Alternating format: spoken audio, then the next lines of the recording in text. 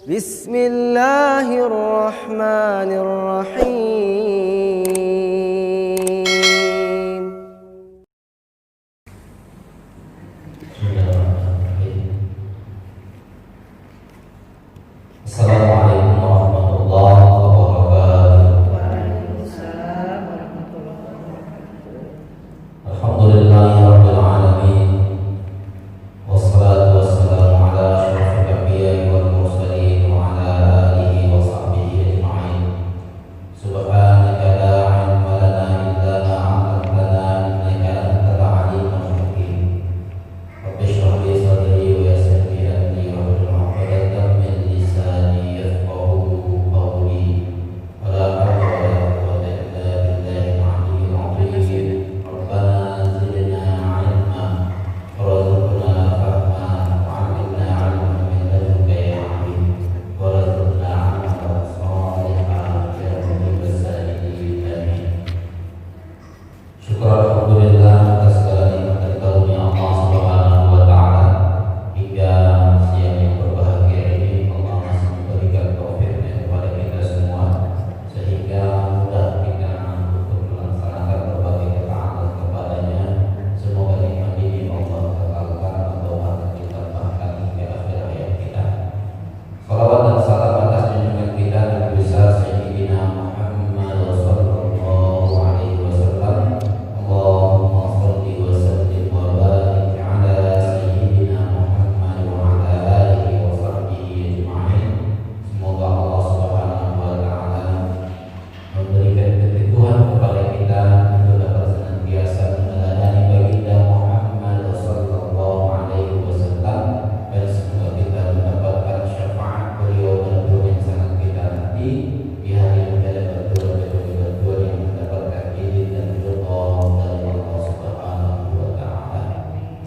Ibu-ibu yang dirahmati dan dimuliakan Allah Subhanahu wa taala, kita dekatkan diri kita di tafsir. Pertemuan yang lalu kita telah membahas surah An-Nas ya, sampai ayat sudah habis. Ya, seingat saya sampai ayat keempat. Ayat 5, ayat 6 masih ada yang belum dibahas. Tanggal 10 dan 10 seingat saya. Iya, berarti belum ini nanti kita sempurnakan. Kalau nanti ada yang tersentuh pada materi yang lalu atau ulang. Iya. Jadi insyaallah kita bahas ayat ke-5 dan ke-6 surah An-Nas pada siang hari ini insyaallah. Ayat yang ke-5 Allah Subhanahu wa taala menyatakan alladzi yuwaswisu fi sudurin nas,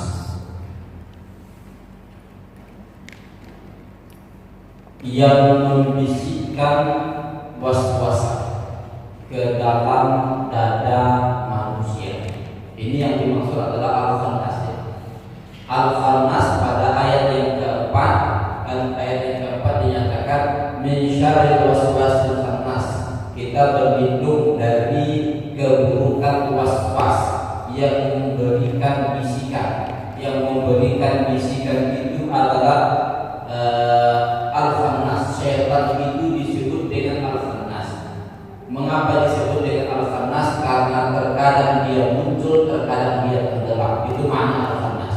Nah, selanjutnya bisikan itu seperti apa?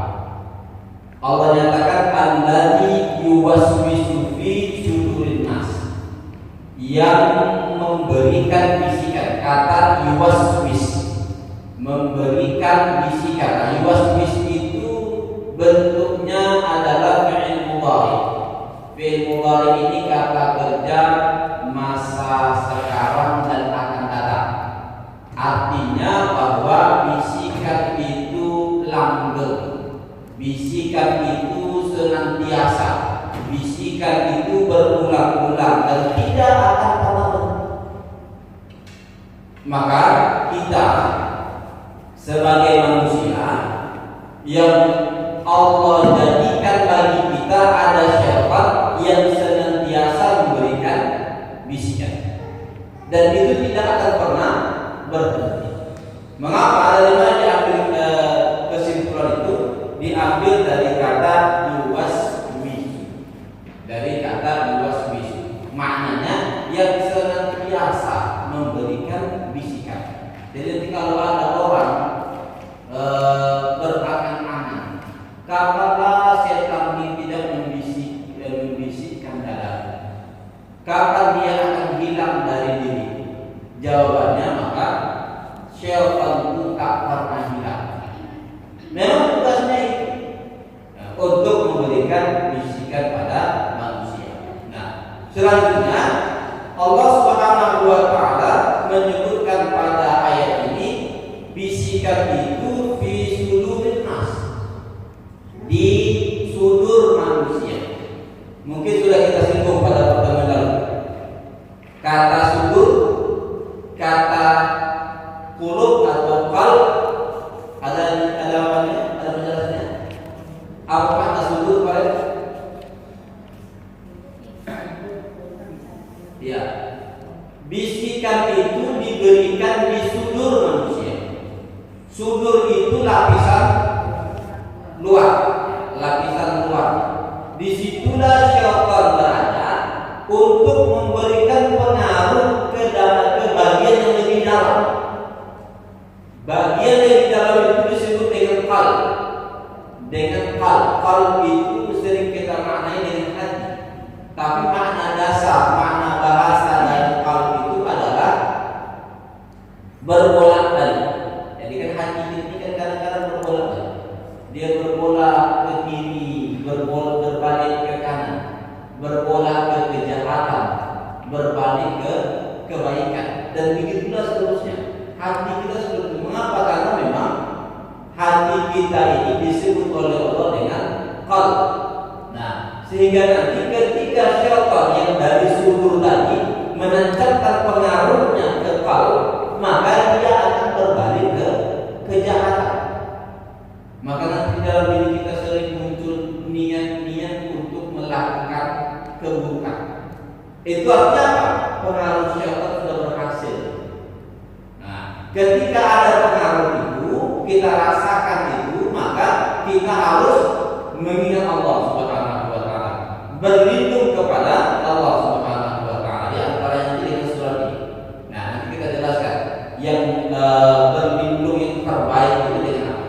Nah, jadi dengan demikian godaan syaitan itu berada di sudur manusia, yang pada akhirnya nanti dia akan memberikan pengaruh ke qalb, sehingga qalb kita itu berbalik dia ke keburukan. Nah, selanjutnya caranya supaya tidak dia tergoda, tidak bisa syaitan itu memberikan pengaruh di dalam hati kita, maka jangan kita lalai dari Allah Subhanahu wa taala. Nah, coba lihat di dalam surah Az-Zukhruf. Ya, mungkin sudah pernah kita singgung, tapi tidak jadi masalah. Surat Az-Zukhruf ayat 36, ayat 37. Atau ayat 36, fokusnya pada ayat 36. Surat Az-Zukhruf surat yang ke-43. Az-Zukhruf surat yang ke-43.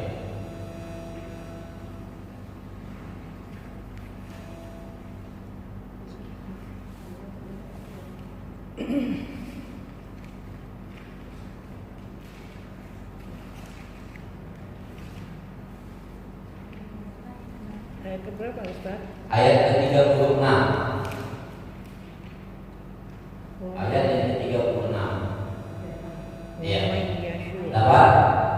Wa may ya'shu an dzikrir rahman nuqayyid lahu syaittanan fa huwa lahu qarin.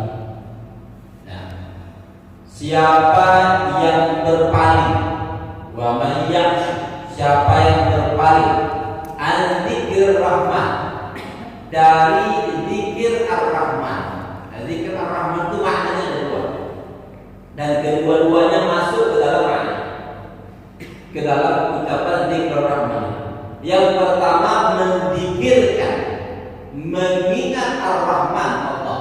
Jadi siapa yang berpaling dari mengingat Allah, artinya dia lari dari Allah Subhanahu wa taala, nuqayyid lahu syaitanan, kami jadikan syaitan itu berkuasa terhadap dirinya, fa huwa lahu qarin, maka syaitan itulah yang menjadi temannya, teman yang mengiringi dirinya.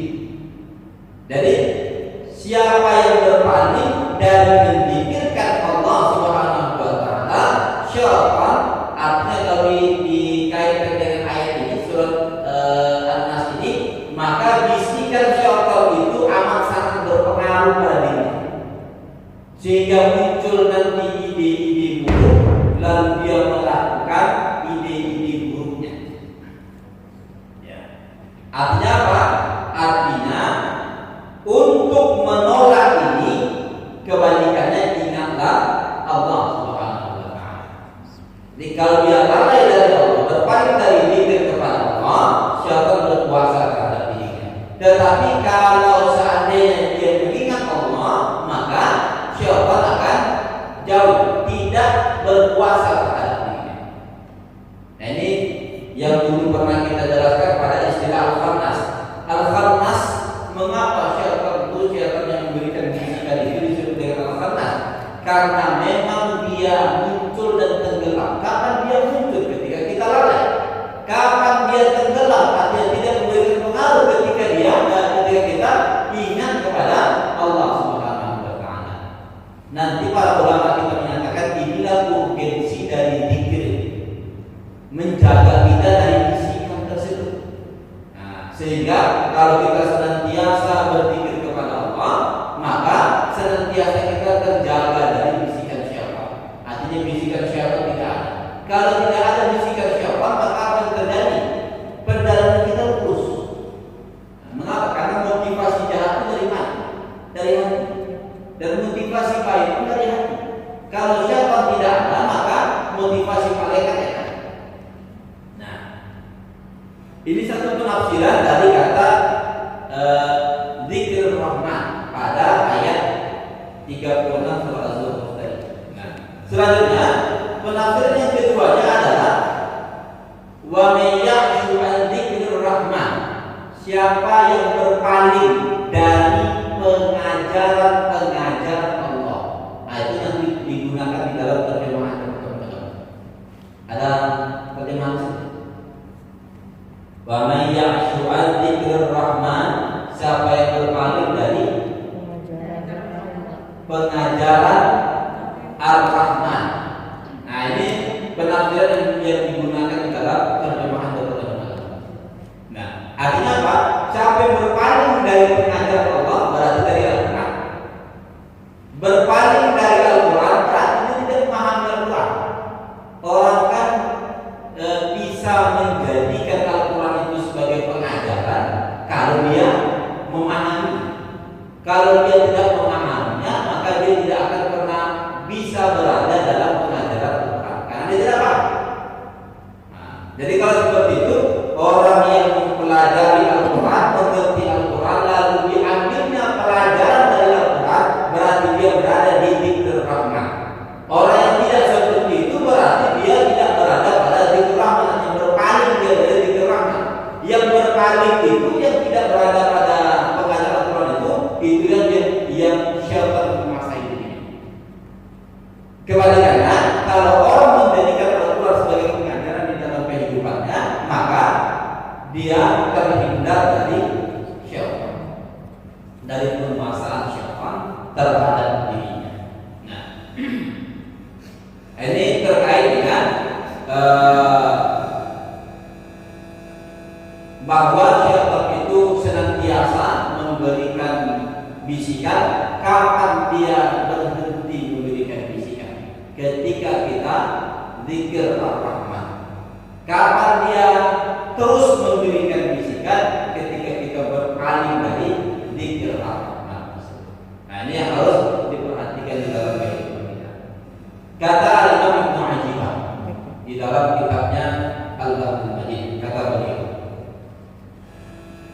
Bisikan syaitan itu banyak. Ya, bisikan syaitan yang tadi senantiasa memberikan bisikan di dalam dada manusia, di sudut manusia. Nah, senantiasanya itu banyak dengan berbagai hal, dengan berbagai langkah. Kalau seandainya syaitan itu tidak berhasil merusak iman, tak berhasil dia merusak iman seseorang, dan tak berhasil dia memberikan tasykik, apa tasykik? Memberikan keraguan di dalam diri kita terkait dengan akidah, terkait dengan keimanan. Berarti kan tidak mampu dia mengkafirkan kita, karena tujuan syaitan itu kafir. Kalau masih ada iman, berarti masih selamat. Minimal nanti selamat dia dari kekal di neraka. Nah, jadi tujuan akhirnya adalah kafir. Makanya kalau ada orang mau meninggal dunia, disitulah kesempatan terakhir syaitan untuk menggoda seseorang. Tujuannya apa? Supaya orang ini kafir. Tamat dia di awal, tapi kalau di akhir bermasalah, diikutinya godaan syaitan, maka kafir dia. Matinya itu mati. Nah, dari syaitan itu datang ketika orang mau meninggal dunia. Nah, di situ dia memberikan banyak godaan. Di antara godaan yang sekarang kau sakitkan, aku punya obat. Sekarang kau panaskan, aku punya pendingin. Sekarang kau laparkan, aku punya makanan. Sekarang kau haus, aku punya minuman. Itulah ini. Dan pada saat itu memang kita mengalami banyak hal. Ada sakit, ada lapar, ada haus, dan begitu saja. Merasa tidak nyaman, maka syaitan datang memberikan itu semua. Tapi dengan satu syarat, kata syaitan, ini akan kuberikan. Dengan satu syarat, engkau jadikan aku sebagai Tuhan. Karena aku yang memberikan obat, karena aku yang memberikan dingin, memberikan makanan, memberikan melepaskan tenaga, dan begitu seterusnya. Pertanyaannya, apakah orang akan selamat di situ? Ketika dia amat sangat butuh, karena amat sangat butuh dia dengan obat, amat sangat butuh dia dengan makan, dengan minum. Pertanyaannya, apa dia selamat di situ? Ketika dia sehat saja masih tergoda oleh syaitan. Dia sehat. Nah, orang sehat tidak butuh obat. Dia kaya, cukup, tidak butuh harta, tidak butuh harta tambahan. Dan begitulah seterusnya. Orang kayak gini saja masih tergoda dengan syaitan. Apalagi ketika dia berada pada kondisi amat sangat butuh. Nah, maka pada saat itu banyak orang yang tergoda. Kalau tidak ada benteng dalam dirinya, maka dia akan mengatakan, iya, aku butuh itu, mana, sama, dan aku hidup kau sebagai Tuhan. Alhamdulillah. Maka meninggal dunia dia dalam kondisi kafir. Lalu kita talkinkan juga, la ilaha illallah, kata kita, la ilaha illallah, ya. Itu mengiyakan yang mana? Mengiyakan talqin kita atau mengiyakan syaitan? Karena dia berada pada dua dimensi. Satu sisi dia berada, dia bisa mengakses apa yang kita bisikkan. Di sisi yang lain dia tidak berhadapan dengan godaan syaitan. Nah, maka dianggurkan, oh bagus buat meninggal dunia. Talqin itu dianggurkannya. Tak diucapkannya, kalau diucapkannya pasti bagus. Dianggurkan, dianggurkan itu hati-hati. Dia sedang menganggurkan yang mana? Menganggurkan talqin tadi atau menganggurkan ajaran syaitan? Kalau ajaran syaitan itu yang dianggurkannya, meninggal dunia di dalam kondisi kafir, kita sholatkan juga, kita kafani juga dia, kita kuburkan juga, kita lakukan fardu kifayahnya. Maka apakah bermanfaat yang kita lakukan tadi? Tak bermanfaat. Walaupun dia dibutuhkan untuk orang muslim. Nah, jadi syaitan syaitan itu sekuat tenaga, bagaimana manusia itu tergelincir dari keimanan, masuk di dalam kekafiran. Nah, kalau tidak bisa terang-terangan, maka dia akan berikan tasdik. Tasdik itu ragu, memberikan keraguan. Betulkah Allah itu Tuhan? Aku cari-cari tak ada ya. Allah yang dicari tak ada. Berarti tak ada. Muncul keraguan. Nah, muncul keraguan tentang sifat Allah yang maha.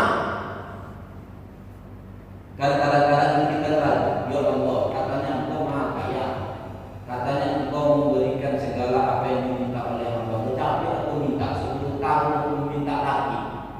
Butuh juga datang lagi. Lagi orang yang bolak-balik dan muncul ragu dalam dirinya bahwa Allah memberikan yang terbaik dalam kehidupannya. Nah, ragunya itu mengantarkan dia nanti pada kegagalan. Nah, karena yang diragukan di sini terkait dengan Allah Subhanahu wa taala.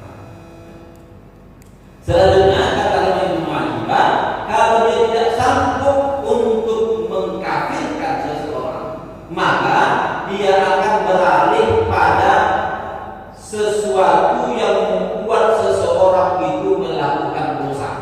Dosanya bertahap, dosa besar, dosa kecil. Tak bisa dosa besar, dosa kecil. Kalau tidak bisa ini, maka dipalingkannya pada bagaimana orang tidak melakukan taat. Tak melakukan taat itu bisa dosa besar, bisa tak dosa. Ya, bisa berdosa, bisa tak berdosa. Dipalingkan ya, jangan mau sholat ya. Sholat apa sekarang? Kalau sholat wajib, dosa dia berat. Kalau dia sholat sunnah, berarti dia tidak berdosa. Cuma berpaling dia dari taat.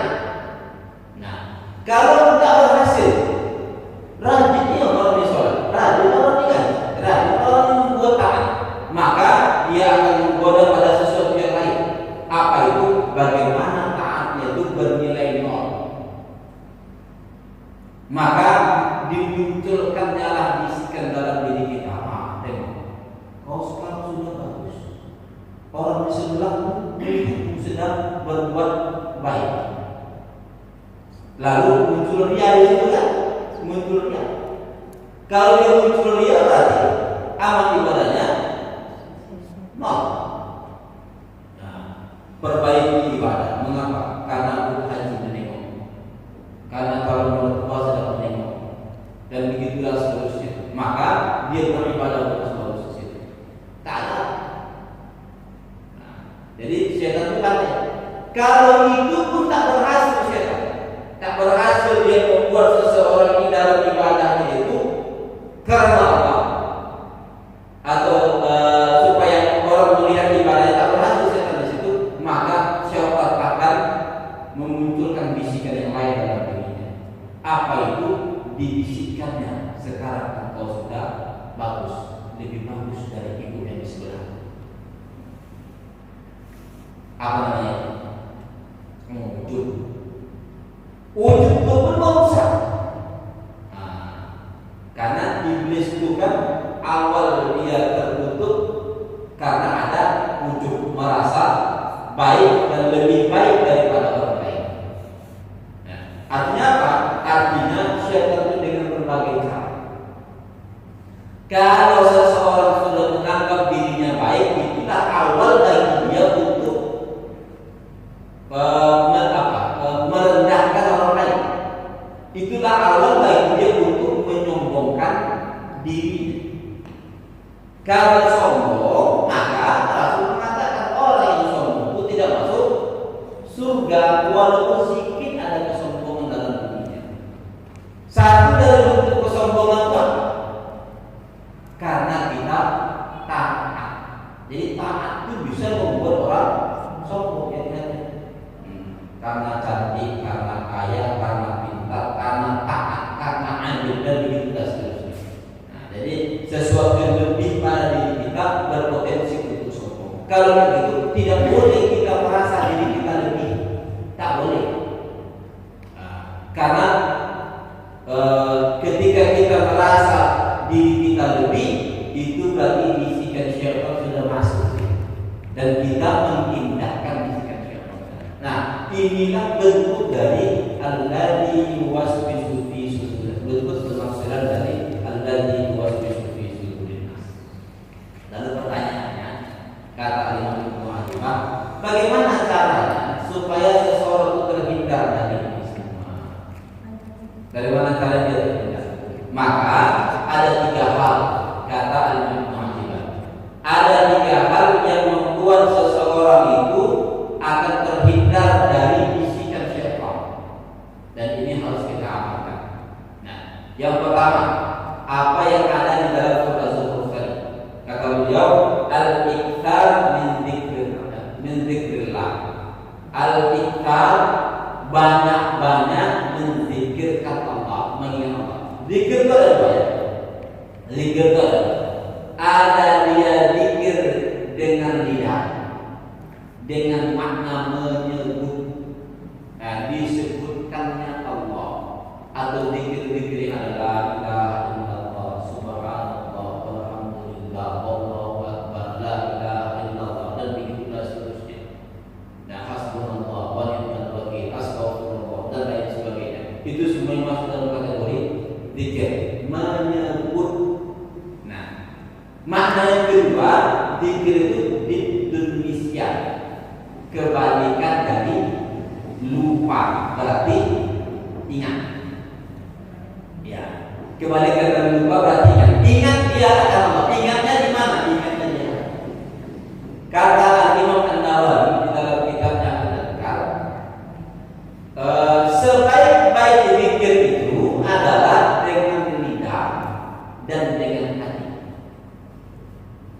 Jadi lidahnya mengucapkan Allah, zikir-zikir yang ada, hatinya mengingat Allah. Itu yang terbaik.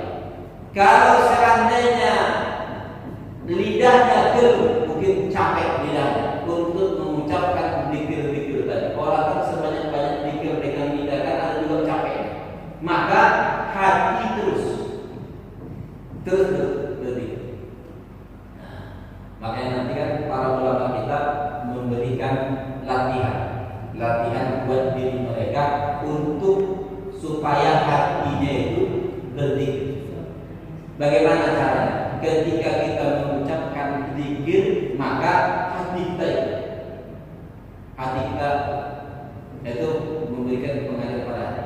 Nah, atau ada cara khusus, di antaranya yang pernah diajarkan kepada kita. Sehabis sholat subuh, habis zikir-zikir yang biasa, nah maka zikirkanlah la ilaha illallah. Sebelumnya dengan beristighfar.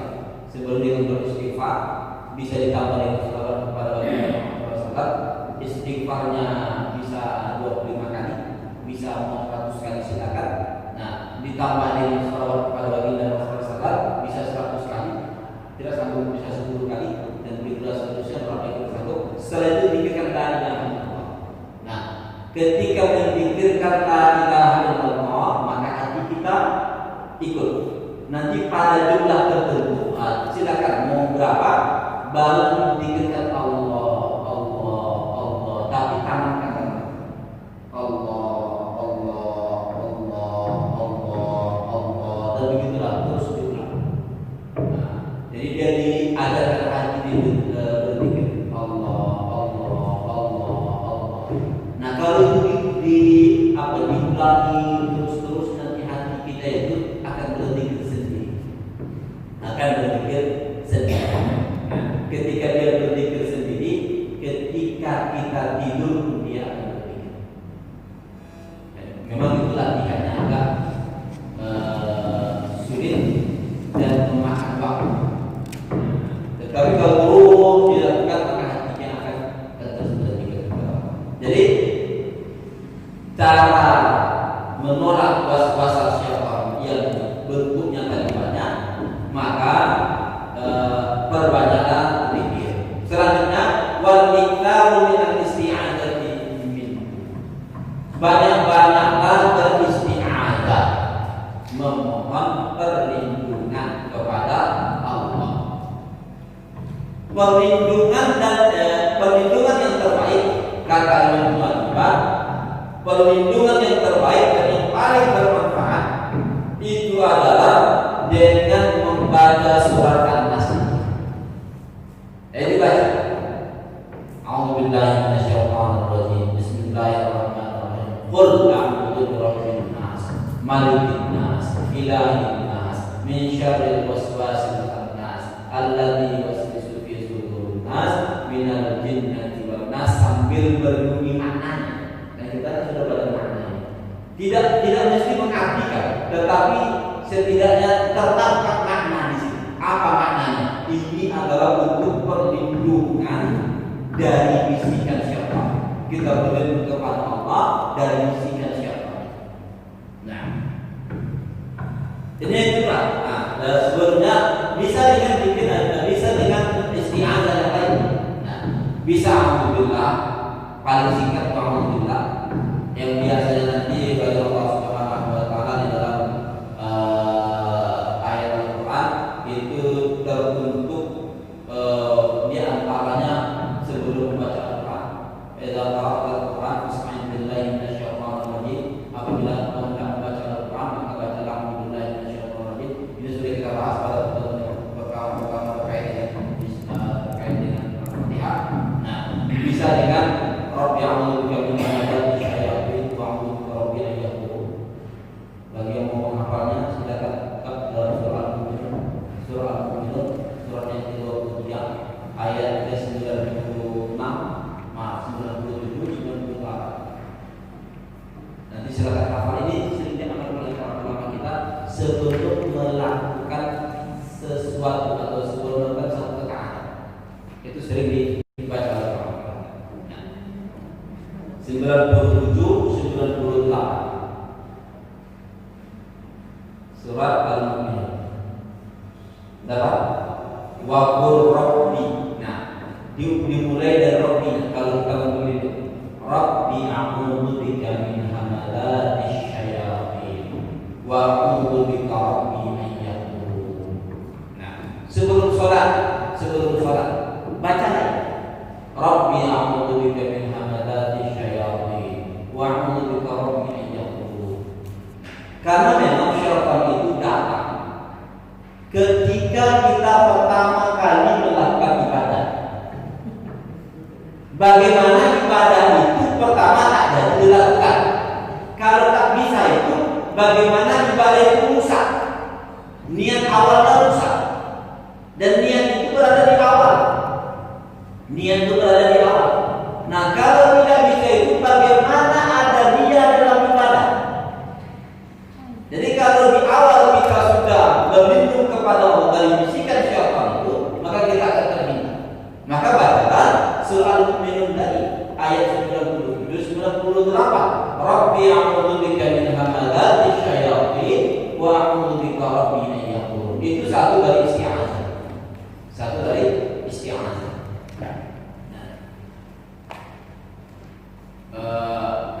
Tapi yang terbaik dari sekian bentuk isti'adzah ini, perlindungan ini yang terbaiknya adalah surat An-Nas. Makanya Ibnu Ajwa mengatakan bahwa wa min anfa'i syai'in fi dzalika, sesuatu yang paling bermanfaat dalam isti'adzah itu adalah surat An-Nas. Ini yang kedua ya. Yang ketiga, tadi kan ada beberapa cara, ada 3 cara untuk kita bisa berlindung dari untuk terhindar dari bisikan syaitan. Nah, yang ketiga adalah sohbatul arifin. Ini mungkin sudah pernah dijelaskan. Sohbatul arifin, bersohbah dengan orang arif. Orang arif itu bukan hanya ulama. Arif itu sering kita terjemahkan dengan orang yang mengenal Allah dengan baik. Dia tidak hanya sekedar orang alim, tetapi alimnya itu mengantarkan dirinya pada takut kepada Allah Subhanahu wa taala, pada khasyat. Sehingga dia amat sangat kenal dengan Allah. Kenapa? Karena Allah itu sudah menjadi sesuatu yang di dalam hatinya, yang bisa membuat hatinya takut kepada Allah. Karena sekarang kan banyak orang alim tapi tidak takut kepada Allah. Tahu dia hukum-hukum, tahu dia ilmu tafsir, tahu dia ilmu hadis, tahu dia, dan begitu seterusnya. Tetapi kita lihat tak ada takut-takutnya kepada Allah Subhanahu wa Ta'ala.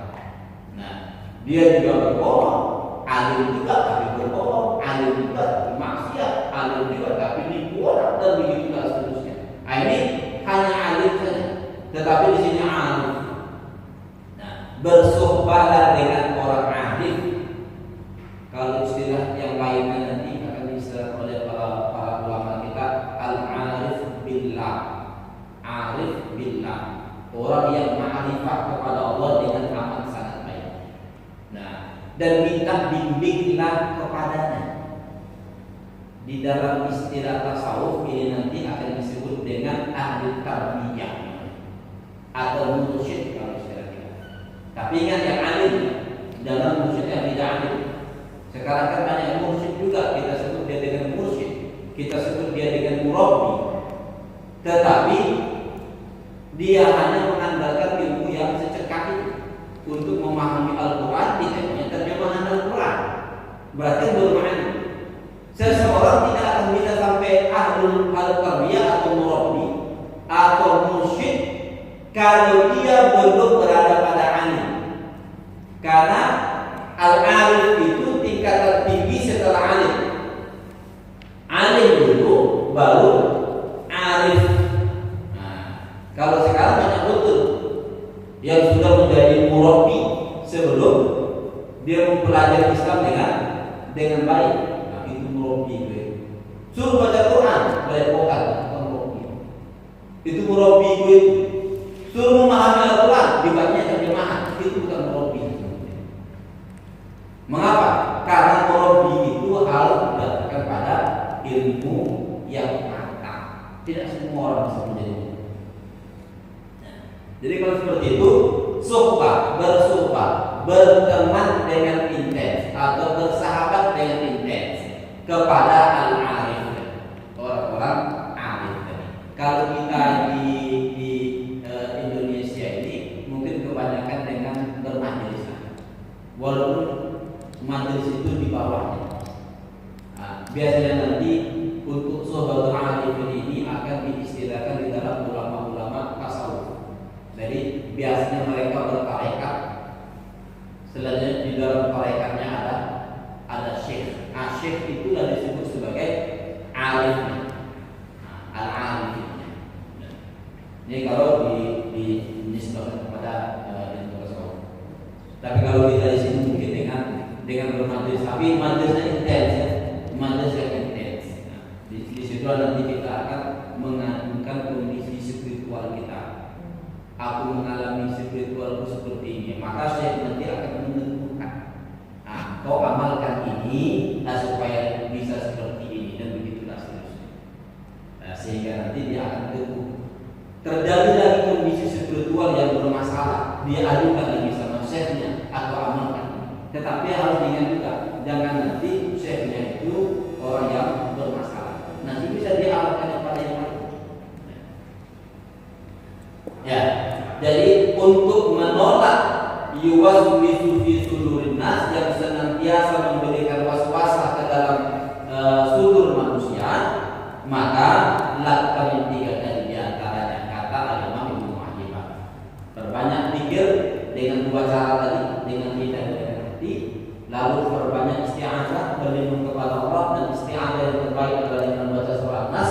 Yang ketiga dengan suhbatul arifin, bersuhbah atau bersahabat intens atau jadikan syekh itu menjadi orang yang betul-betul kita bisa mengadu kepadanya terkait dengan agama kita. Nah, sehingga dia bisa mengarahkan.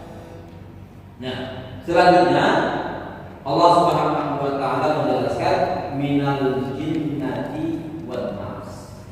Minal jinnati wan nas.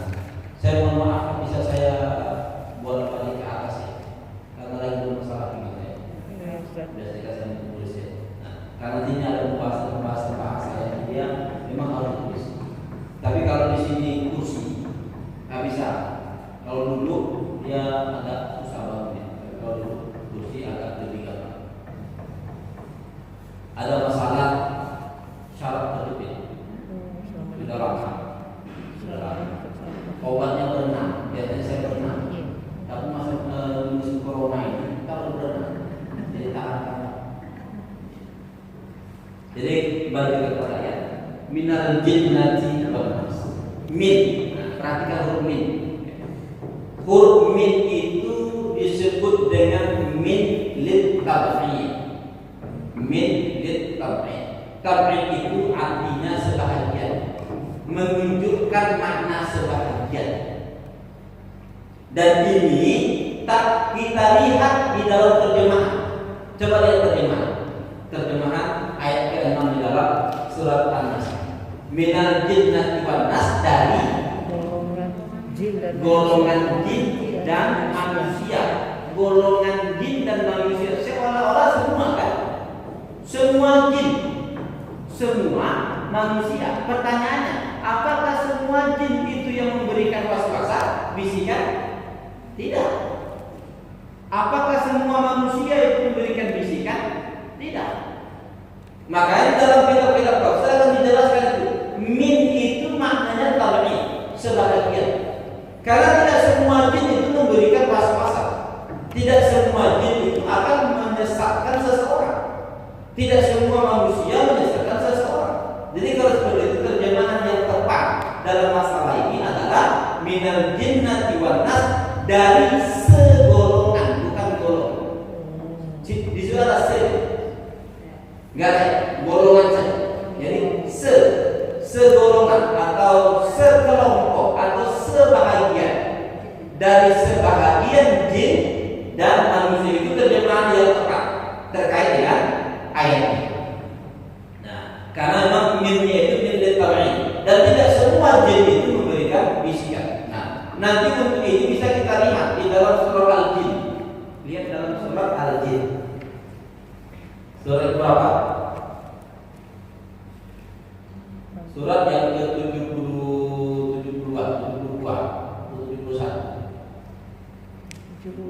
72 ya. Surat yang ke-72, kira-kira ayat 11, dan nanti akan lompat dia di ayat 14, ayat 15. Nah, coba lihat di ayat yang 11. Allah Subhanahu wa taala menyatakan, wa anna minna salihun wa anna minna salihun wa minna duna dzalik. Dan sungguh di antara kami itu ada yang soleh, ada yang soleh. Kalau disebutkan soleh, berarti dia tidak mungkin menjerumuskan seseorang di dalam perbuatan buruk. Maka kerjaannya bukan memberikan bisikan. Nah, kalau dia soleh, nanti lompat di dalam ayat yang ke-14. Ayat yang ke-14, Allah Subhanahu wa taala mengatakan, wa anna minnal muslimun, dan sebahagian kami itu ada yang muslim, wa minnal qasitun, dan sebahagian kami ada yang qasit. Qasit itu orang yang berbuat zalim, tidak baik. Yang qasit itulah. Nah, jadi tidak semua. Nah, nanti jangan dikatakan oh kalau sudah jin itu tak bagus ya. Tidak. Jin itu ada yang bagus, ada yang bagus. Dan bahkan jin itu ada yang murid baginda Muhammad SAW. Ada yang menjadi murid Nabi, yang kehidupannya nanti sampai beberapa ratus tahun setelahnya. Nah, mengapa saya bisa mengatakan demikian? Karena surah Al-Jin itu turunnya kan terkait dengan sebahagian jin mendengar bacaan Al-Quran bagi Muhammad SAW. Awalnya Nabi tidak tahu bahwa ada jin yang mendengar bacaannya. Lalu jin takjub mendengar Al-Quran tersebut. Lalu ketika Allah Subhanahu wa taala kasih tahu dari Muhammad melalui surah Al-Jin itu, maka Nabi Muhammad tahu ternyata ada jin yang mendengar. Dan semenjak itu Nabi Muhammad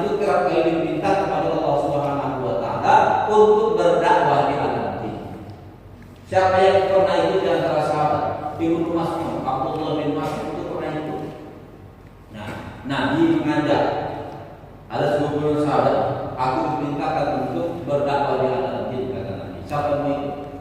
Orang kalau mendengar jin takut kan? Ada apa?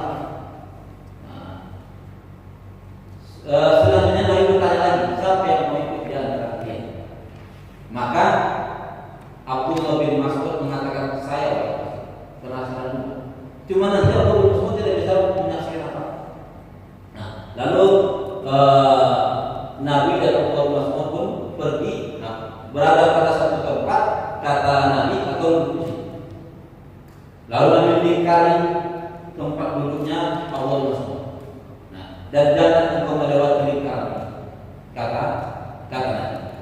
Karena kalau lewat lingkaran itu Allah masih bisa hilang, bisa tersesat di alam. Lalu Rasul pun pergi menghilang, dia pun berdakwah di alam.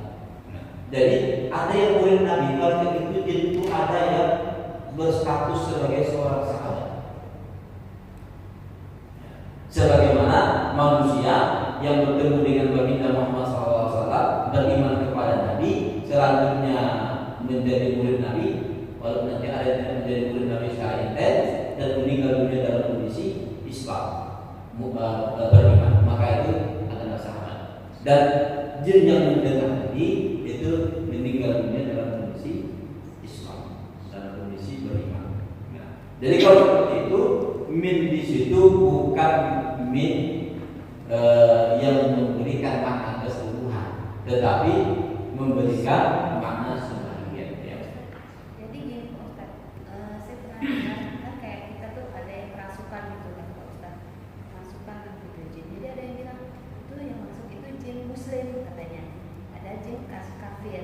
Jadi jin muslim ini yang seperti Ustaz bilang mungkin dia bisa melantunkan ayat Al-Quran. Tapi kalau dia seandainya muslim, kenapa dia dapat masuk ke roh orang itu gitu? Ya. Jawabannya dapat. Kalau seandainya ada jin muslim, dia mengaku muslim, dan kalau dia mengaku muslim, biarkan saja, kita tidak perlu menginterogasinya. Ya. Pertanyaannya, apakah jin yang mengaku muslim tadi otomatis baik? Apakah baik? Sama seperti kita mengaku Islam. Apakah orang yang mengaku muslim dan beriman tadi otomatis baik? Tengok para koruptor, siapa yang korupsi? Ada orang Islam kan? Siapa yang berzina? Ada orang Islam. Siapa yang mencuri? Ada orang Islam dan begitu. Jadi kalau ada jin yang memasuki diri seseorang, dia mengatakan, aku adalah jin muslim, mari kita berkawan, katanya kan? Aku akan memberikan manfaat kepadamu, kalau tidak awas. Maka tidak perlu. Mengapa? Walaupun dia mengaku muslim itu muslim tidak baik, muslim yang melanggar perjanjian. Apa perjanjian? Perjanjian yang terkait dengan cerita Nabi Sulaiman. Nabi Sulaiman itu meminta kepada Allah Subhanahu wa Ta'ala kekuasaan yang tidak bisa yang tidak diberikan kepada orang sebelumnya dan orang setelahnya. Hanya Nabi Sulaiman yang mendapatkan kekuasaan. Apa itu? Berinteraksi dengan jin dan memperdayakan jin. Makanya dalam kisah Nabi Sulaiman kan, ketika dia meminta, siapa bisa memindahkan kerajaan Ratu Balqis atau Bilqis. Yang pertama yang menjawab siapa? Ifrit, ya kan? Ifrit. Kalau kita jin Ifrit, kalau mau di apa? Jadi jin Ifrit itu mengatakan, saya bisa memindahkan. Seberapa lama sebelum engkau beranjak dari tempat duduk? Kalau ada orang soleh yang mengerti Alkitab, dia mengatakan, saya bisa lebih cepat dari itu, wahai Raja Sulaiman. Secepat apa? Sebelum matahari terbenam. Jadi memindahkan kerajaan Ratu Balqis itu adalah orang soleh, orangnya bukan jin. Walaupun tawaran pertamanya dari jin Ifrit. Jadi memang Nabi Sulaiman itu bisa memberdayakan jin. Satu dari pasukannya adalah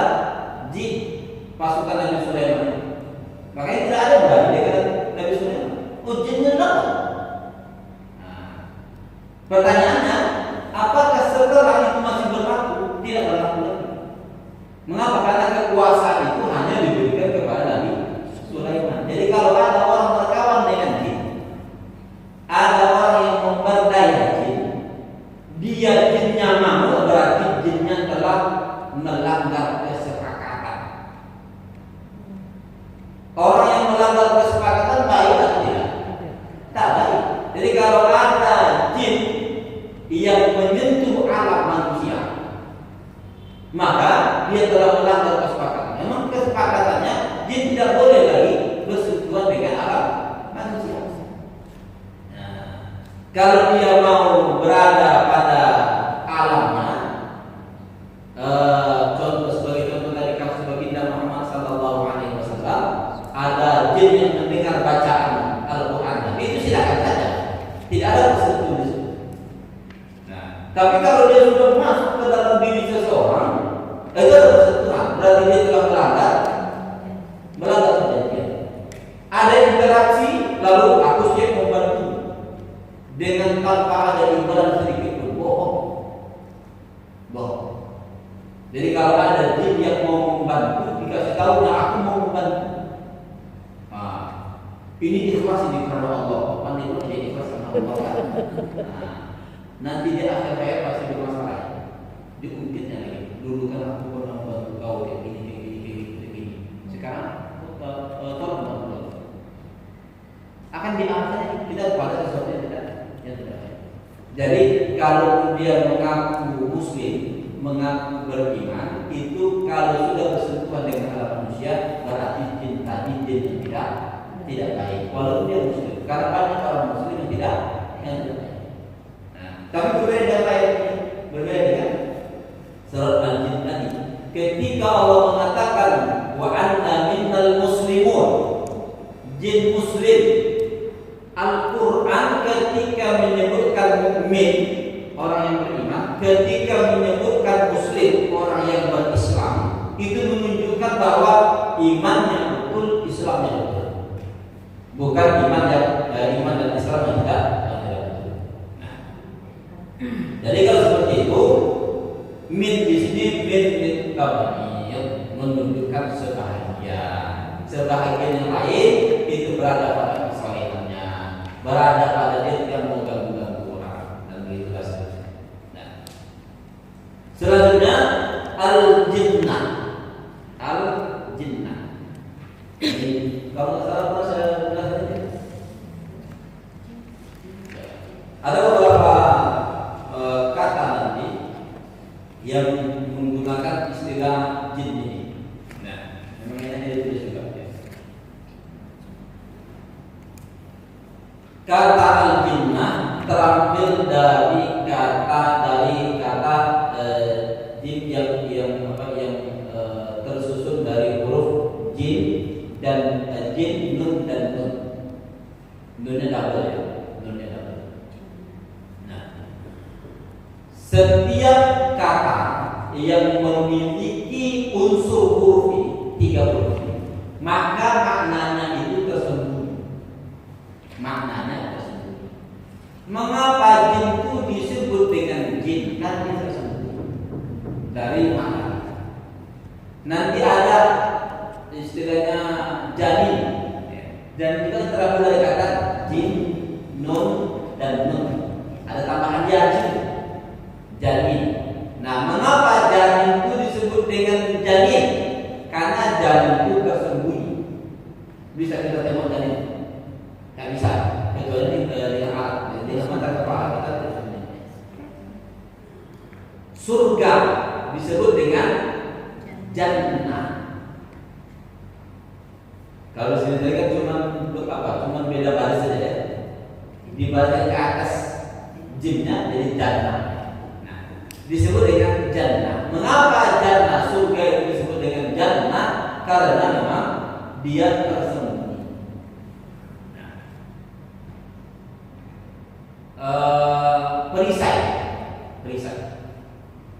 Perisai itu dalam bahasa Arab disebut dengan junnah. Jinnya baris A. Perisai. Mengapa perisai itu disebut dengan junnah? Karena perisai itu menyembunyikan orangnya kan, sehingga dari sana kalau ada orang menyerang, itu kan bersentuh dengan perisai, tak nampak siapa yang berada di dalam. Nah, jadi dia menyembunyikan orangnya. Nah, Selanjutnya majnun. Apa itu majnun? Gila. Laila majnun. Ada istilah Laila majnunah. Sesungguhnya Laila majnunah, Laila yang gila. Atau majnun dan Laila, si gila dan si Laila. Ada orang gila yang mencintai si Laila. Orang gila ini nama aslinya Tes. Tes disebut dengan majnun. Mengapa? Karena tergila-gila dengan si Laila. Kalau teman dulu itu ada yang gitu. Saking kan cintanya dia sama seseorang membuat dia gila. Dia dalam segala sesuatu tidak kecuali ketika berbicara tentang orang yang dicintai. Nanti kalau ditanya bagaimana tentang Laila, yang terungkap itu adalah ucapan syair yang amat sangat indah. Makanya nanti ucapan tes ini dia masuk dalam ucapan bahasa. Jadi bahasa kadang-kadang melihat apa yang diucapkan oleh tes karena ucapannya bagus. Nah, tapi terkait dengan si Laila aja. Kalau terkait yang lain bagus. Nah, itu gila. Mengapa gila itu disebut dengan majnun? Karena akarnya tertutup. Tersembunyi katanya. Yang tersembunyi itu tertutup. Nah, jadi akalnya tertutup sehingga dia disebut dengan majnun. Nah, begitu juga jin. Dia tadi ada ada jin, ada jannah, ada junnah, ada janin, ada majnun. Nah, yang dia semuanya bermakna tertutup atau tersembunyi. Mengapa jin disebut dengan jin? Karena tersembunyi. Dan itulah makna dasar dari kata jin.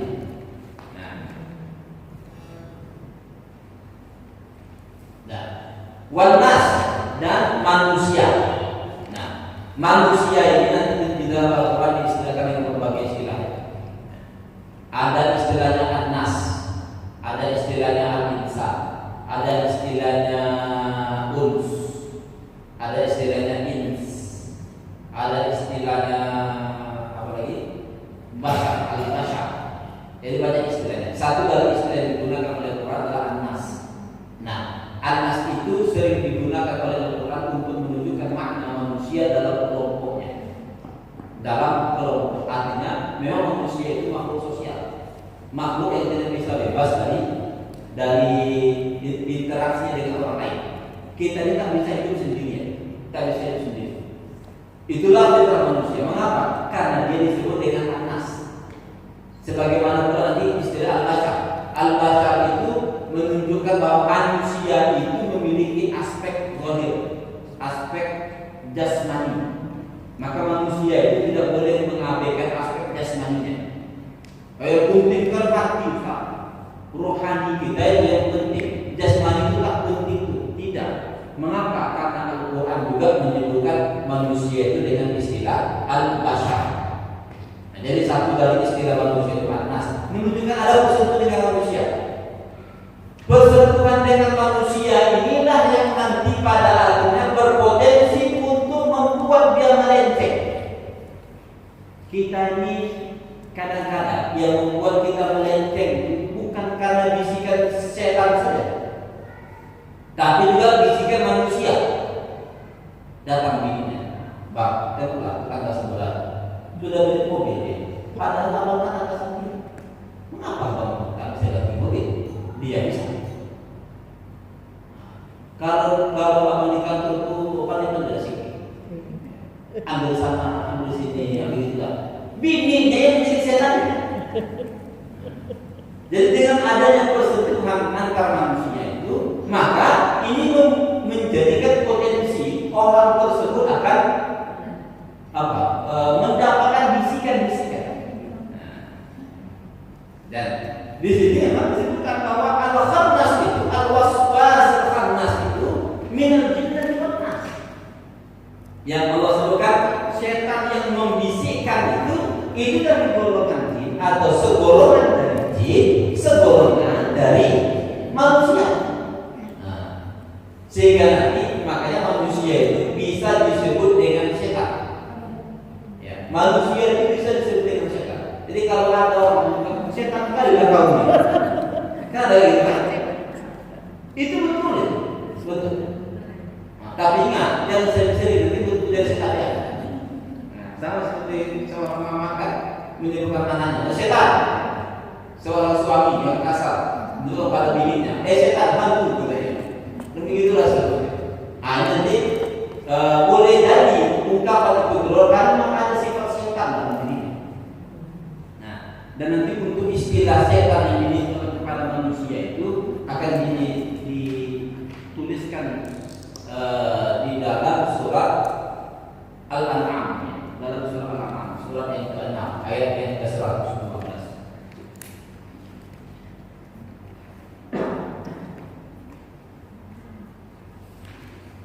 Coba misalnya, ada di sini. Hah? Oh, iya. Kalau ada pertanyaan langsung aja ya. Nanti saya tak berhenti sampai mungkin waktu ini karena pembahasannya masih ada.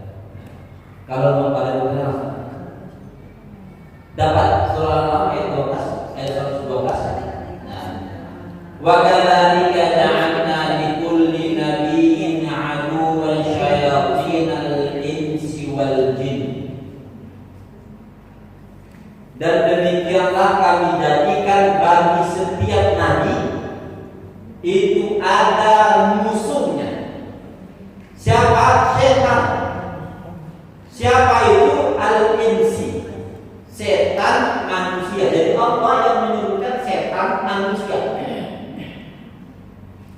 Wal jin, setan jin. Dari sini nanti sudah perlu kita jelaskan. Ada perbedaan istilah antara jin dengan syaitan. Syaitan itu sesungguhnya tidak melambangkan bangsa. Berbeda dengan jin. Kalau jin itu melambangkan bangsa.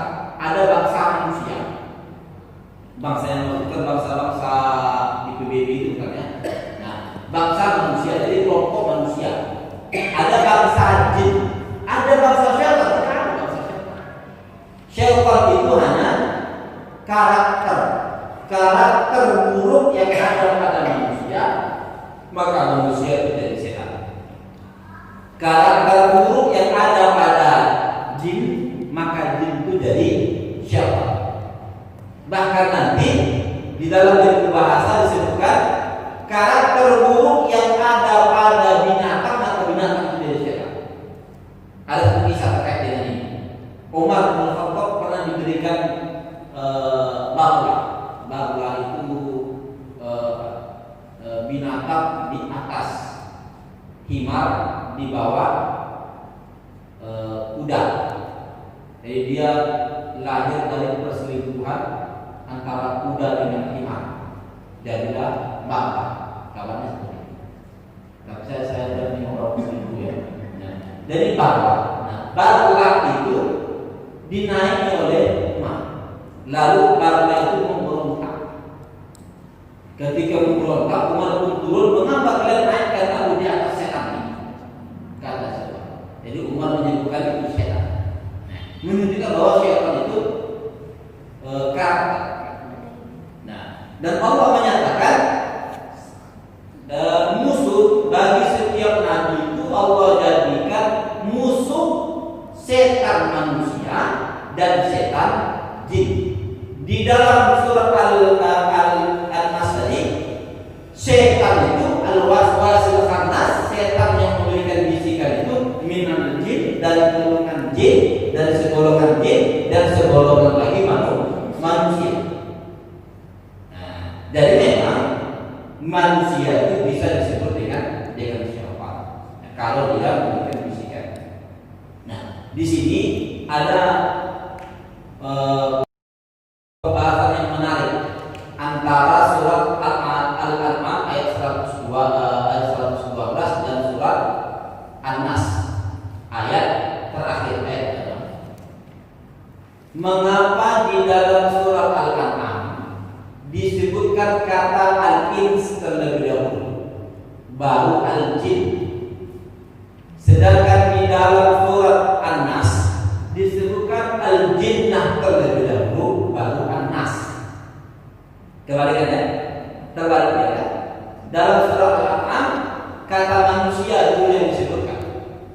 baru kata jin. Di dalam surat An-Nas disebutkan terlebih dahulu kata jin, baru manusia. Maka para ulama kita menjelaskan yang berada pada surat Al-An'am didahulukan setan manusia dari setan jin karena ini terkait dengan nabi. Kalau nabi itu pengaruh syaitan dalam bentuk jin tidak signifikan. Berbeda dengan manusia. Manusia tidak disebutkan dalam surat An-Nas. Pengaruh syaitan dalam bentuk jin itu yang lebih besar dalam kehidupan kita. Jadi keburukan yang dilakukan oleh manusia secara umum itu banyak betul yang berasal dari bisikan-bisikan syaitan dari golongan jin. Berbeda dengan nabi. Kalau nabi syaitan dalam golongan jin itu pengaruhnya sedikit dan bahkan tidak ada sama sekali. Kalaupun dia ada melalui orang lain. Jadi ada syaitan menggoda orang lain, lalu orang ini bersentuhan dengan nabi, menggodanya, memberikan keburukan kepada baginda Muhammad. Jadi pengaruh jin itu sedikit. Mengapa demikian?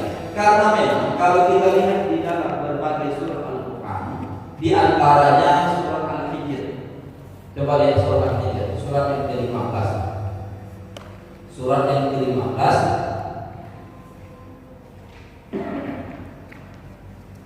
Ya, ini ceritanya dari ayat yang ke-32 sampai ayat ke-42. Ya, 32 sampai 42. Agak panjang.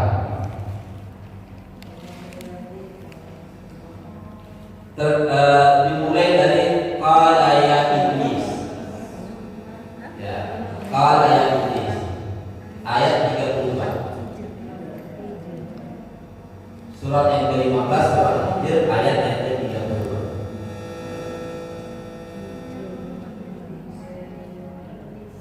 Dapat 32. Iya. Nah, ini terkait dengan iblis. Qala ya iblis ma laka alla takuna ma'as sajidin. Allah bertanya kepada iblis, mengapa engkau tak mau sujud kepada Nabi Adam sebagaimana para malaikat itu sujud. Lalu kata iblis, qala lam akun li asjuda li basharin khalaqtahu min salsalin min hamain masnun. Aku itu diciptakan tidak untuk sujud kepada manusia. Jadi iblis ini alasnya bagus. Aku diciptakan tidak untuk sujud kepada manusia yang diciptakan dari tanah. Berapa sujud sama dia? Bukankah sujud hanya kepada bukan Allah? Ini iblis pintar. Memang iblis itu berada di pada level pembesar para malaikat. Jadi landing si iblis itu dalam keilmuan dan kesolehannya itu dipembesar para malaikat. Itu level iblis. Makanya nanti iblis ini akan dipercaya untuk juga memelihara atau menjaga surga. Sama dengan malaikat Ridwan. Jadi pembesar malaikat. Selanjutnya qala fakhruj minha fa innaka rajim, kata Allah. Keluarlah dari surga tersebut, engkau sungguh terkutuk. Wa inna 'alaika la'nata ila yaumiddin. Dan kepadamu atasmu itu adalah laknat sampai hari kiamat. Qala rabbi fa'adhirni ila yaumi yub'atsun. Wahai Tuhanku, kata iblis, berikan tangguh padaku sampai hari kebangkitan. Qala fa innaka minal munzirin. Itu kau dapatkan. Bila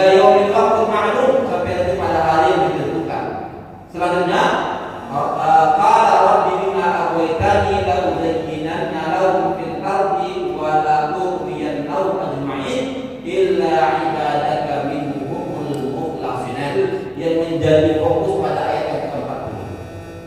Nah, jadi syaitan itu bersumpah nih kepada Allah, aku akan menyesatkan manusia-manusia. Jadi memang iblis itu telah bersumpah yang pada akhirnya nanti jin, syaitan jin itu yang menjadi pasukan iblis untuk menggoda, yang dijelaskan di dalam surah An-Nas. Nah, jadi dia bersumpah bagaimana caranya semua manusia itu akan tersesat dari dalam Allah Subhanahu wa taala. Lalu dia mengatakan illa ibadaka minhumul mukhlasin, kecuali hambamu yang mukhlas. Jadi memang hamba yang mukhlas itu tidak akan bisa tersesat. Pengaruh iblis kepada hamba yang mukhlas itu tidak mungkin terjadi. Pertanyaannya, siapa hamba yang mukhlas? Mukhlas ini kalau kita lihat secara bahasa, mukhlas ini terkandung dari kata ikhlas. Ikhlas itu apa artinya? Melakukan sesuatu karena Allah, murni karena Allah Subhanahu wa taala. Orang yang ikhlas itu disebut dengan mukhlis. Mukhlis. Orang yang mencoba pada dirinya melakukan ketaatan, dia mencoba untuk ikhlas. Itu namanya mukhlis. Lalu mukhlas itu orang yang sudah Allah jadikan dia ikhlas. Berbeda ya. Kalau mukhlis, orang yang mencoba untuk ikhlas, berusaha dengan sekuat tenaga untuk ikhlas. Tapi kalau mukhlas, orang yang Allah jadikan dia ikhlas. Pertanyaannya, antara mukhlis dengan mukhlas, ikhlasnya yang mana yang berhasil? Yang mukhlis atau yang mukhlas? Yang pasti berhasil. Mukhlas. Mengapa pasti berhasil? Karena Allah yang menjadikan dia ikhlas. Kalau mukhlis, orang yang mencoba untuk ikhlas, boleh jadi ikhlasnya gagal. Memang dari rumah ke masjid, dia ikhlas menjaga keikhlasannya di dalam ibadah. Nanti di tengah jalan muncullah kawannya yang setan menggoda dia. Pada akhirnya tak ikhlas.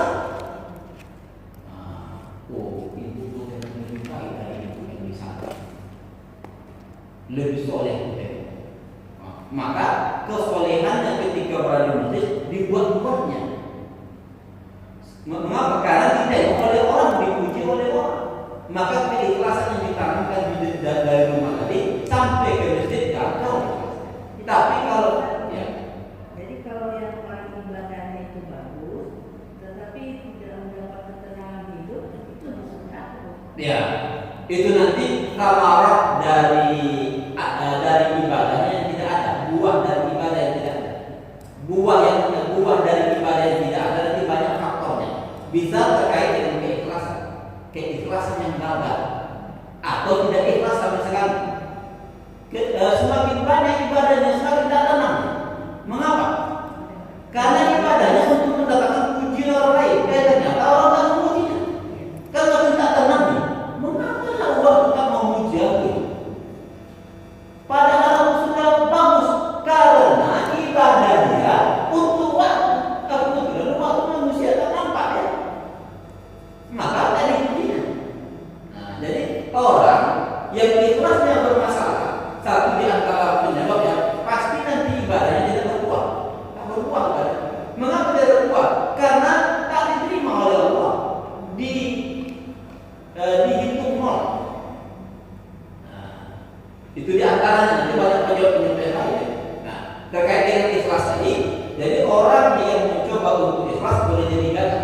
Tapi kalau dia mukhlas, yang Allah jadikan ikhlas, pasti dia berhasil. Dan mukhlas inilah yang masuk dalam kategori tidak berefek sedikit pun godaan syaitan. Jadi apapun yang diusahakan oleh syaitan untuk menjerumuskan orang mukhlas, untuk menggoda orang mukhlas, untuk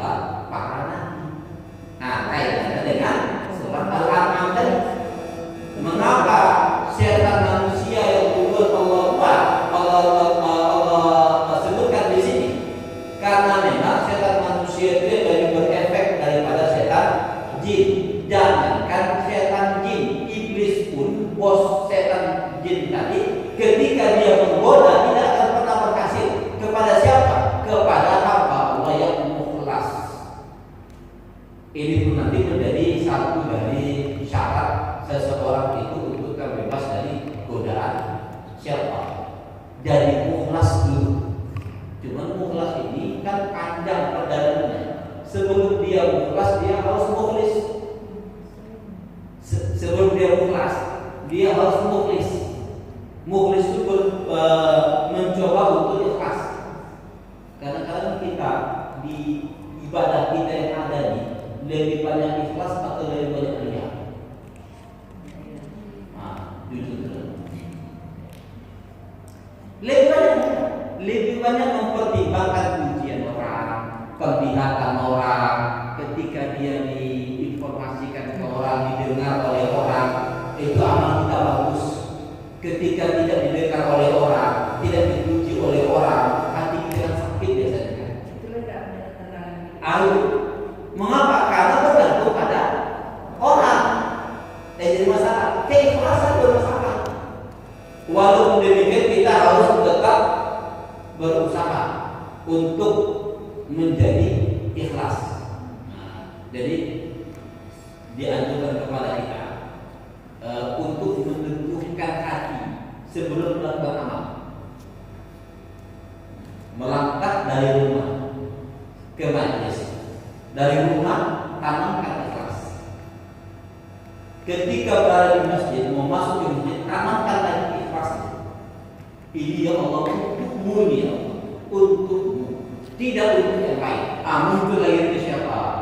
Ibu tuh melihat kau tengok. Terus lagi ya Allah, amal itu untukmu. Tapi kadang-kadang itu kita abaikan. Rasa itu, godaan tadi kita abaikan. Mengapa? Karena terkadang godaan syaitan itu tak terdeteksi oleh kita. Tiba-tiba amal sudah datang saja. Mengapa? Karena seperti orang. Pada akhirnya orang memuji, dia senang. Orang mencaci, dia sedih. Siapapun harus seperti itu kan? Kecuali orang-orang yang ikhlas. Nah, tanda dia ikhlas, dia akan melakukan sesuatu dipuji atau dicaci. Ini ada orang dikoreksi sedikit dan amalnya berhenti. Dikritisi sedikit, amalnya berhenti. Ini menunjukkan keikhlasannya bermasalah di dalam. Nah, apalagi kalau dicaci, mungkin kalau dicaci seminggu tak tidur dia. Ini bermasalah dalam amal. Orang yang ikhlas itu mau dipuji, mau dicaci, mau dilihat, mau tidak dilihat, mau didengar atau tak didengar, dia akan tetap melakukan kebaikan. Tak berpengaruh. Nah, itu yang ikhlas. Nanti kalau dia sudah ikhlas, sudah mantap ikhlas dalam dirinya, baru dia masuk dalam kategori mukhlas. Nah, sudah masuk dalam kategori mukhlas, maka nanti godaan syaitan itu sama sekali tak berpengaruh pada dirinya.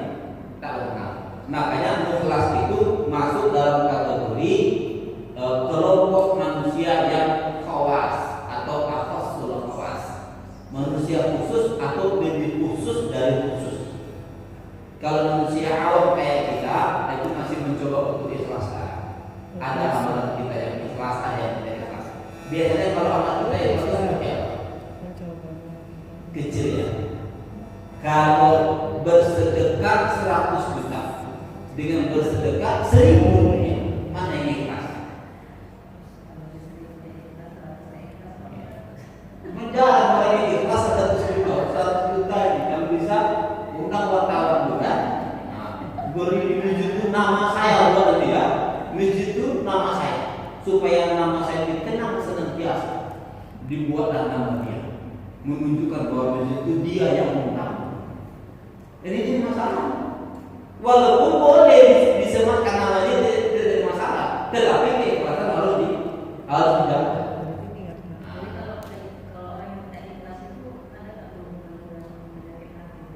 Pasti. Orang yang amalnya tidak ikhlas pasti hatinya busuk. Ya, bukan tahu ya, busuk. Mengapa busuk? Karena ada penyakit di sini. Apa penyakitnya? Lawan yang pasal. Ria. Lawan yang pasal. Sum'ah. Orang yang ria yang sum'ah akan berharap pujian manusia. Tidak dia berharap cacian manusia. Pujian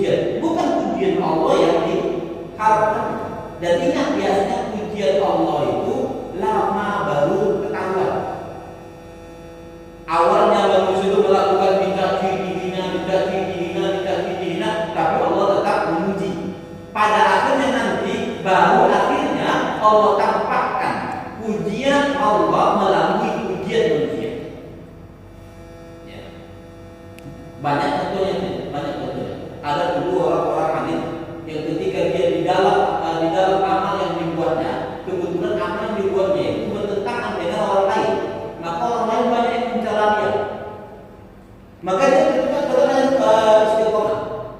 tetap istiqomah beramal sampai akhirnya nanti Allah Subhanahu wa taala memuji dia melalui pemuliaan manusia terhadapnya. Lihatlah kasus-kasus belakangan ini bagaimana Habib Rizik. Dulu kan dihina tuh habis-habisan. Apa ini radikal ini? Anarkis ini dan juga seterusnya. Sampai akhirnya Allah mengatakan Habib Rizik itu tidak memiliki pengikut. Tak ada pengikutnya. Kayak ketika dia pulang berapa juta orang yang tumpah di bandara. Kalau seandainya mau rusuh habis. Nah, Allah sedang melihatkan bagaimana Allah memuji. Jadi yang penting itu pujian Allah Subhanahu wa taala. Walaupun nanti pada akhirnya dia akan tetap dihina oleh manusia, tapi mana dia dalam istiqomah dalam amal. Jadi perbedaan seperti itu. Disebutkan manusia karena memang manusia itu lebih signifikan pengaruhnya kepada para nabi. Sedangkan pada kita yang lebih signifikan adalah pengaruh syaitan, pengaruh jin. Untuk terhindar maka ikhlas, jadilah mukhlas. Karena orang yang mukhlas itu terhindar dari godaan syaitan, sebagaimana surat Al-Hijr tadi. Nanti lihat bagus-bagus surat Al-Hijr ini. Ya, pada ayat-ayat berikutnya itu ada penjelasan terkait dengan siapa yang terkena pengaruhnya. Yang pada dasarnya pengaruhnya itu Allah yang menjadikan, bukan syaitan. Jadi Allah yang menjadikan. Mengapa? Karena orientasinya kepada setan. Jadi Allah jadikan dia macam setan. Seperti itu. Saya kira itu yang bisa saya jelaskan. Walaupun ada penjelasan yang lain yang terkait dengan surat An-Nas. Tapi nanti kalau sempat kita bahas sedikit saja sebagai penutup surat An-Nas. Kita bahas kalau untuk membedakan ke surat yang lain. Nanti kalau informasi saya biasanya menjadi informasi saya apa surat yang akan dibahas. Assalamualaikum.